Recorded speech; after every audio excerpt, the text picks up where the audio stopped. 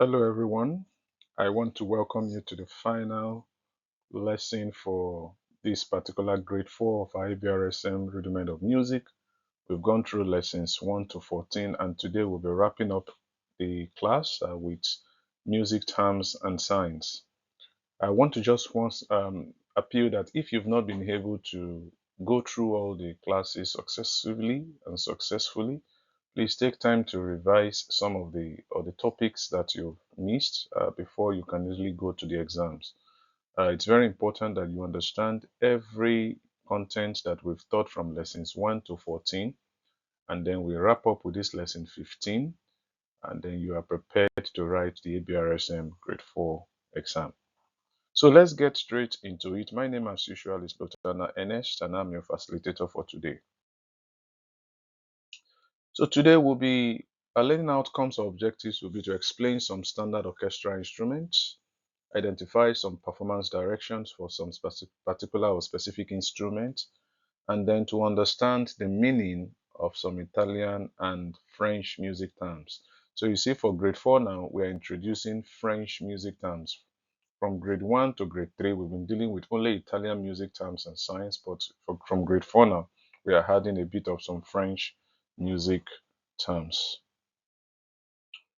Orchestral instruments, we want to look at how the divisions of orchestral instruments, because in your grade 4 exam, you'll be asked some basic questions about musical instruments, groups of musical instruments, what types of musical instruments there are. So you should be able to kind of say one or two things, answer some basic questions about orchestral musical instruments. So orchestral instruments are divided into four classes. You have the strings, you have the woodwind, you have the brass, and you have the percussion. So those are the four divisions of orchestral instruments: the strings, the woodwind, the brass, the percussion. Now let's go a bit further. When we talk about, let's look at some specific examples of these orchestral instruments. So let's look at the strings.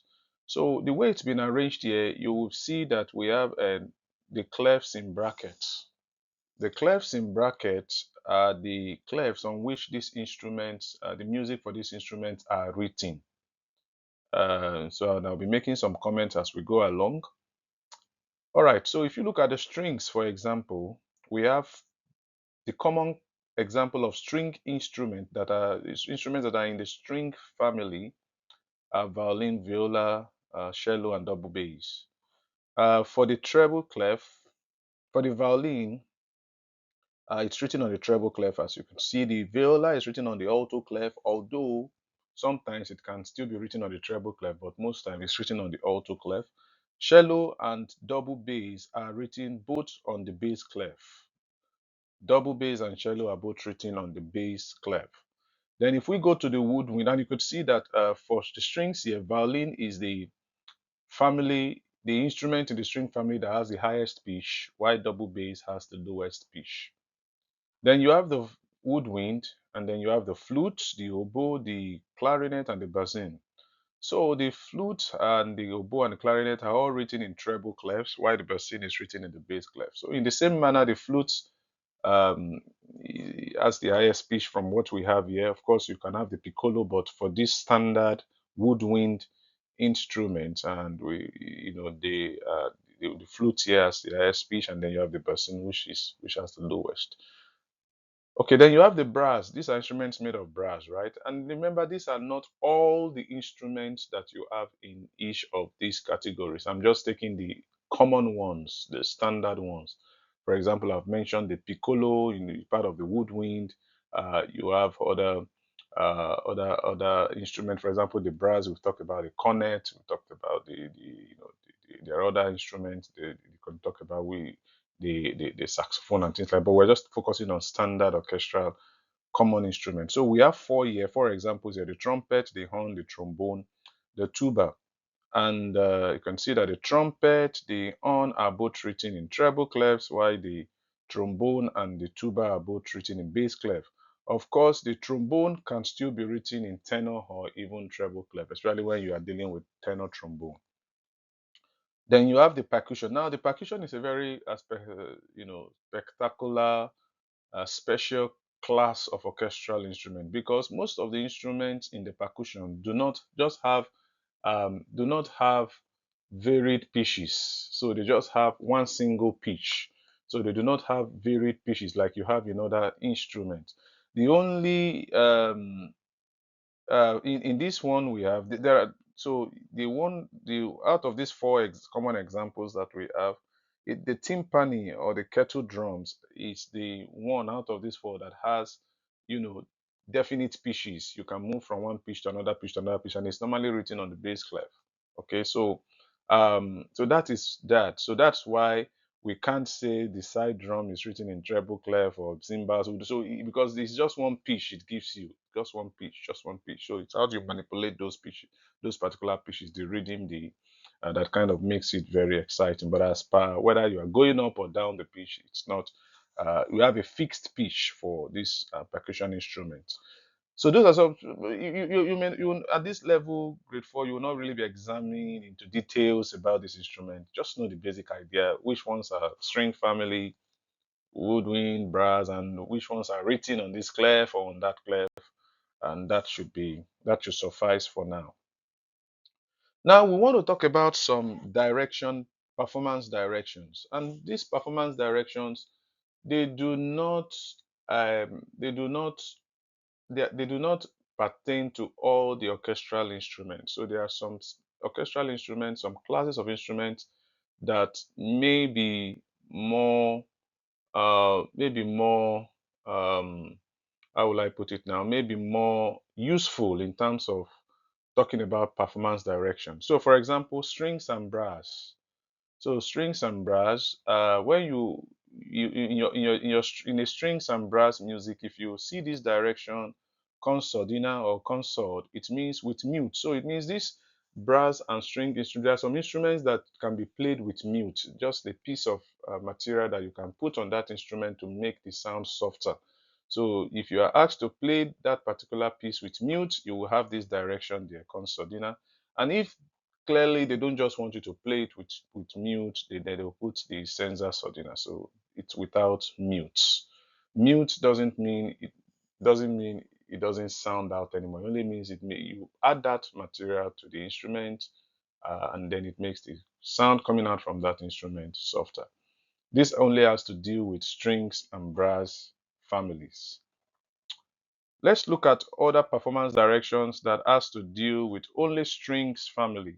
We've looked at some of the examples of the instrument in the string family. So you have the arco. Arco means play with bow again. So if you are in the string family and then you see an arco, it means maybe you have been playing with your finger.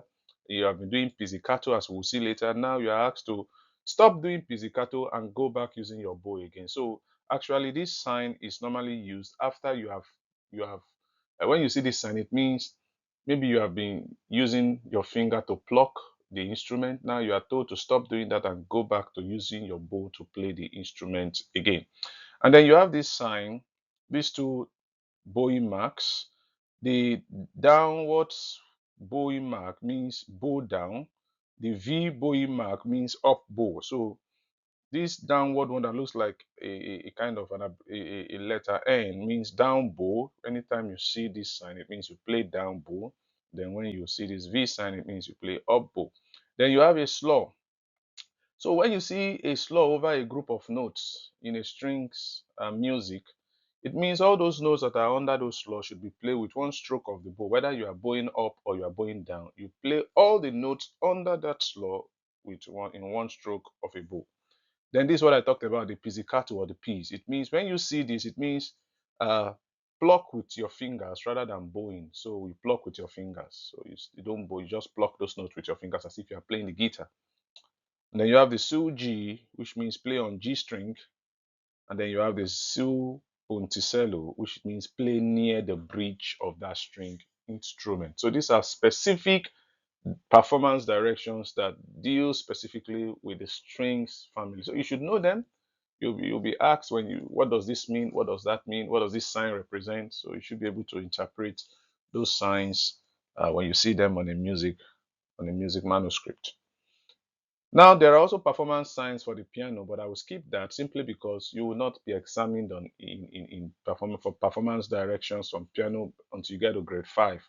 But however, if you want to learn it before you get to grade 5, it's okay. You can always look for those materials and then kind of make yourself aware of some of those performance directions. But the piano performance directions will be dealt exclusively in grade 5. And that leads us to the last part of this class, which is terms and signs. And you remember in terms and signs, I said we've been looking at Italian terms, music terms and signs from grade 1 to grade 3. But in grade 4, we'll still look at some Italian music terms. But in addition to those Italian music signs, we'll now consider French music terms as well. French music terms. So it's important you know your music terms. And like I normally say, because you are in grade 4 doesn't mean you will only be examined in the music terms and signs for grade 4. You can be examining the music terms and signs from grade 1 to grade 3. You're expected to, at grade 4, be a master of those music terms and signs. Now, there are lots of music terms and signs that have come up in grade 4. And because the aim for knowing these music terms and signs, these music terms, is not for you to interpret them musically. It's not for you to kind of practically interpret them, but for you to just know what they mean at this level.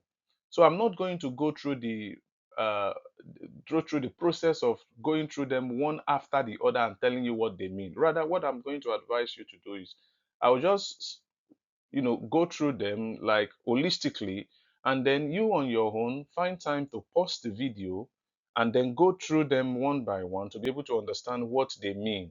And where you don't you take when you are done, you can continue watching the video. Then when you get to another point, you pause and then you keep doing that until you're able to go through all the terms and signs. So I'm going to skip going through each of those terms one after the other and explaining. Otherwise, it's going to take a lot of my time. So this is the first part here. Everything you have here, they are all Italian terms, and this is the meaning of all the terms you have here. So please, like I said, pause this video here, go through these terms one after the other, and try to remember what they mean. Some of them you can easily pick up their meaning even from the way they sound. For example, affettuoso, it means affection, tenderly, all right? So you can easily pick up that. Now, our Italian terms and signs continue. Like I said, you can pause the video here and kind of go through all these one after the other and say, oh, what does this mean? Fuoco, fire, you're able to already, when you see things like possibile, it means possible, it kind of gets itself away. But there are some that are not very obvious, which you may really need to memorize. So try to look at this, pause this video, and then try to go through these terms one after the other. And this is the last part of the Italian terms that we'll be dealing with. So here are some of the remaining part of the Italian terms for grade 4. Uh, Feel free to pause the video again and then go through each of these terms one after the other and see if you can recall them on your own. Now we go to the French music. So these are the French terms, and like I mentioned from the Italian terms, I'm not going to be going through everything. Like you can pause the video and then just go through one after the other. And when you are done, you can move on to the next video. But just know that just like the Italian terms, there are some that you can just pick from the name. For example, anime or anime, it means animated. They're kind of similar, so you can easily kind of guess that. Some are not as easily the recognizable or understandable as this, so you need to kind of memorize them.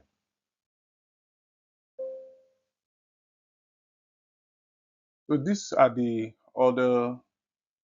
other French terms. Please take time to go through, pause the video, and then you can go through them one after the other, understand the meaning, and then move on. As usual, these are also French music terms. Please feel free to pause the video, go through one after the other, and when you are done understanding the meaning of each of these French terms, then you can move on. And these are the last set of the French music terms we'll be considering in grade 4. Just like I've mentioned in the Italian terms as well as the French terms that I've just said. So please pause this video, go through each of these terms one after the other. Ensure you know the meaning. You can't run away from them. Ensure you know the meaning before you progress. And that brings us to the last end of the grade 4 rudiment of music class. I believe that if you've joined us from grade 1 to grade 4, that you have really learned a lot, and now you are ready for your exams. As I mentioned at the start of the class, if you've missed any of the lessons from lessons 1 to 14, please take time to go over those lessons. Even if you've not missed any of those lessons, but there are still parts or aspects of the grade 4 topics you don't understand. Those take time to revise the topic and um, go through them. And if you have questions, please reach out to me or any of our teachers, facilitators that taught us at the course of this grade 4, or you can send your questions via email. Our email is on the description, it's in the description box there. Send it to us, we'll be able to reach out to you. But please make sure that you are very prepared for this exam before you go into it. And I believe that God will see you through. These are the exercises, exercises 1 to 4, pages 45 to 48. Now, these exercises are called general questions. They are questions that you will always meet in grade 4 exams. They include questions on instrumental, basic knowledge, questions on performance directions, music terms and science. So please make sure you do them. Do those exercises and see how well you are getting along with them. Send them to us. Should be able to give you some feedback on how to improve. Until then, I want to wish you all the best in your exams as you prepare and going for the grade 4 ABRSM rudiment of music exams. I wish you Godspeed. I wish you God's best, and I wish you good luck. I will meet you on the other side in grade 5. God bless you and have a brilliant day.